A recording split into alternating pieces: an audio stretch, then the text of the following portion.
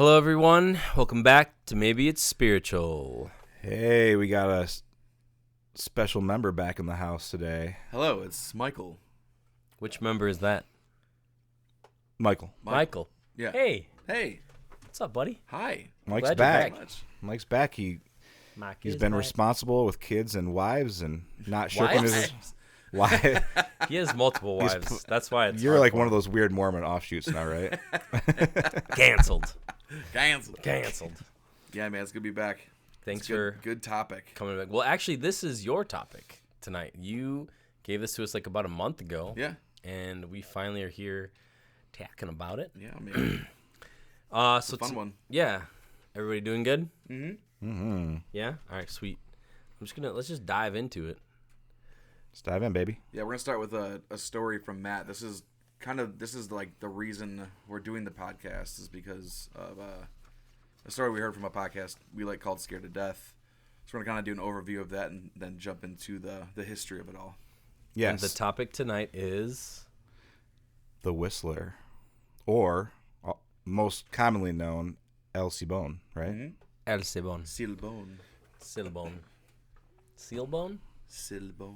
All right, so this is how we found out about it. Like Mike said, we heard about it on this podcast called Scared to Death. Very good podcast. Check them out if you like spooky stories. They always tell like 2 to 3 scary stories. Is it always 3? Four stories. Every 4? week, yeah. Okay. Super creepy stories. Very creepy stories. It's like honestly the creepiest podcast. One of the creepiest I've come across. And they're like the nicest people ever. Mm-hmm. It's just the topics are Amazing heavy. storytellers, yeah. Really great. So they have a huge listener audience, you know, and they take stories from their listeners. And this was from one of their listeners.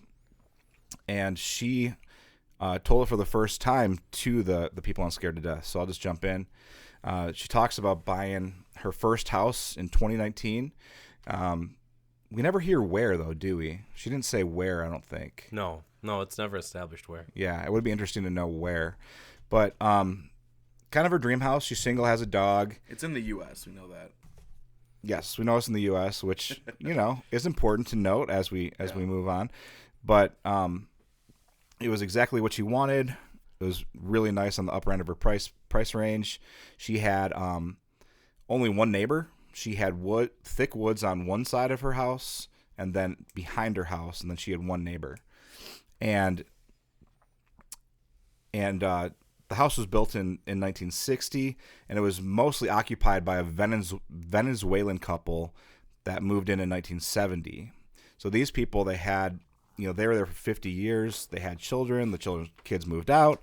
They got old, and one of their daughters moved back in with her kids to take care of their parents. But they put up the house for sale, and they scooted out of there. So she got the house. She was super excited about it, and she quickly got to know the other neighbor. And the other neighbor was, they were elderly as well, but they couldn't wait to like spill the tea on the neighborhood and tell all the hot gossip about the neighbors. The hot goss. So Sorry. she's like, yeah, this couple was from Venezuela. You know, they were there for 50 years, and then like they went back to Venezuela and came back to the U.S. or the daughter came back to the U.S. and like just like put the house on the market, sold it right away, and we thought it was really weird. And so the lady who bought the house was like, oh, that is kind of weird. But she's like, whatever. It's like my dream house. I love it. So she was just chilling. She loved her house. Those neighbors who spilled the tea on the neighbors and the rest of the people around her house, which wasn't many, they went to a retirement home, and this guy named Eric bought the house. He was a younger guy, around the same age as her. He had a girlfriend who was over there all the time, and they just kind of like were casual neighbors. They didn't like talk or anything, but you know, they're friendly. And so anyway, this all starts one night where this woman goes to check on her chickens. She started raising chickens. She put them in a coop, and she just like was really nervous that she was going to screw it up because she had never raised chickens before. That was a new thing to her.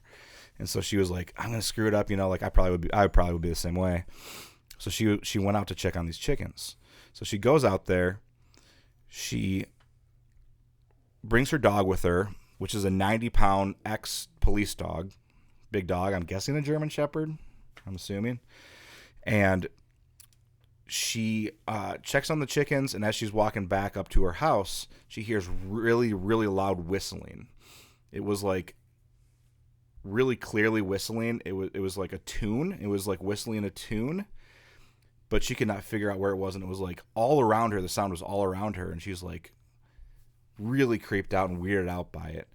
And she said it was the first night, the night that she heard that sound, it was the first night that she felt like a really uneasy feeling when she went out there. And those things, as we know, mean something. And I would actually, can I point out a quick side tangent? Please. This is just something interesting that I learned the other day. I was on the science website that writes really interesting articles. And they talked about how, when you get that feeling that someone's looking at you, like we've all had that feeling, right? Yeah. When someone's looking at you. Yep. The science article, I don't know the name of the scientist, but this is Are you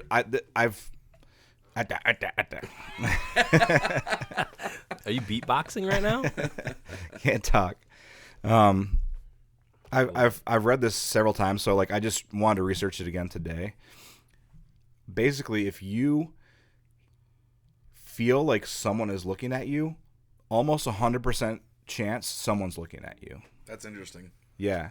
And the scientific reason behind it is because one of the first things we learn as babies is to sense if someone's looking at us. It's just one of the first things that scientists have been able to figure out, that we can tell when someone's looking at us.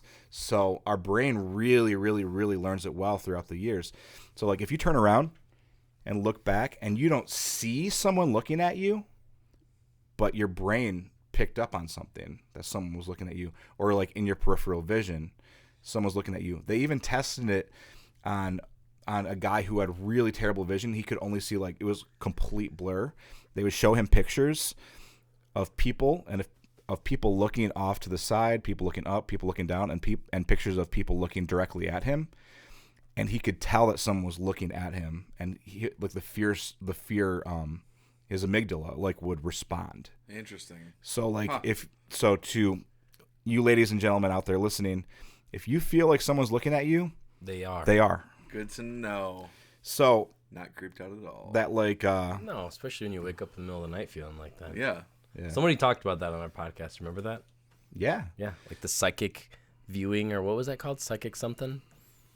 Yeah. I don't know. I forgot what it's called. That's what when you wake up in the middle of the night, there's like a spirit watching you. Start praying. So anyways, yeah. our spidey sense, or our women's intuition, or whatever, it's real. We have it for a reason. So this woman who owns the house and owns the chickens and owns the dog, she gets this really weird sense, and she starts hearing this whistling, but her dog's not bothered by it.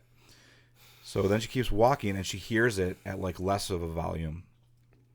Dog still isn't bothered by it, but she's bothered by it. She's looking around. She feels weird, and then it gets even quieter, and she noticed that all the hair on the back of the dog stood up and it started going, like growling, like at a real low volume. And then the whistling got almost to the point where it was a whisper, and the dog started barking like crazy. They booked it up to her house, closed the door, and the dog was fine. So she's like, man, that's really weird. So then she heard it every single day that week. And the next week, every single day of that week. And one night, as she's coming back up, the dog starts going crazy. This night, apologize, I skipped ahead. This night, her dog had just got its like annual shots, and the dog was not feeling good. So she left it inside, and she was just going to check on the chickens by herself. But the same whistling happened, and it got really like quiet again. She got super creeped out, and she booked it for her house, and like got in the door, slammed the door, and she looked over at the neighbors, and the neighbor Eric and his girlfriend were dying laughing. They're like doubled over laughing at her. So she gets pissed. She's like, does it? So she gets pissed. She looks over. She like yells from out the door. She's like, "Hey, what are you laughing at?" And he's like, and they just keep laughing. And she's like, "Are you fucking with me? Are you the one who's whistling?" And he's like, "No, wait. What are you? Chill out. What are you talking about? We didn't hear any whistling." She's like, "Yeah, right. I know that you're messing with me." And he's like, "No, we were laughing because like you were just walking normally and you started booking it towards the door. It was super weird." And she's like, "Oh." And he's not the kind of guy who would like lie about that stuff. So she was like, "Okay, that's strange." So time goes on. The whistling keeps happening, and she just has to live her life. She decides, I'm not going to check on these chickens anymore. I'm done doing that. I'm not checking on chickens. They're fine. If they die, they die. I'm not going to like freak myself out every night. So and the chickens were fine. Yeah. So no chickens were harmed. No chickens were harmed. So one night, weeks later, she goes out to dinner with her parents. Her parents live like an hour away. So she goes out to talk to her parents, or hang out with her parents, to have dinner with her parents, and she drives home and it's already dark out. Now, as she is pulling into her street, she noticed multiple cop cars, fire engines, and ambulance all around Eric's house. She sees Eric sitting on the front doorstep. So she gets around all the emergency vehicles, and she sees Eric sitting on the front doorstep, paramedics checking him out, the police talking to him, and she waits for them all to leave. And she comes up to Eric and she's like, "Hey, what happened?" And he's like, "You know that whistling you were talking about?" And she's like, "Yeah." And he said, "I started hearing it too a few weeks ago, but it was only when you were outside with your dog." And she's like, "Wow, that's so weird." And he's like, "Yeah, but you were gone tonight, and the whistling started. It started super loud. It got like less of a volume, then less of a volume, then like a whisper, this whistling. And when it got to that point, my girlfriend started screaming, and she said, 'Something's grabbing me. Something's grabbed me.' And he said all this chaos just happened. It was just like basically one of those Looney Tune cartoons where like, people are fighting and there's like a cloud." And he goes, "And all the drama, she kicked over the fire pit that we were like drinking by, and she like burned her legs really bad, and she kicked it out into the yard, and like a bunch of stuff started on fire, which is why the fire engines had to come." And he's like, "I just don't know what happened. Like, the police are accusing me of domestic abuse, but like she verified like it wasn't me." And the woman who's telling the story said like there's no way that he would like beat up his girlfriend. He's just not that kind of guy. And he said something also weird. She had scratches all over her body. And there's no way that like I didn't scratch her. She didn't scratch herself. There's scratches all over her body. So soon he was able to visit his girlfriend in the hospital. Eric and his girlfriend couldn't take it and sold their house like right away after. But this woman stayed in the house, and she said it like totally went away. Like she hasn't heard whistling since the accident with Eric and his girlfriend. Like that was it. So she's like, at first she's going nuts. And she's like on Reddit, and she's like looking up stuff like, has anybody heard of this like whistler? And she comes across some stories of people that have heard about the whistler. And she's finding tons and tons of stories. And then she's like, I'm going to look it up on Wikipedia. And it turns out the whistler is named Silbón.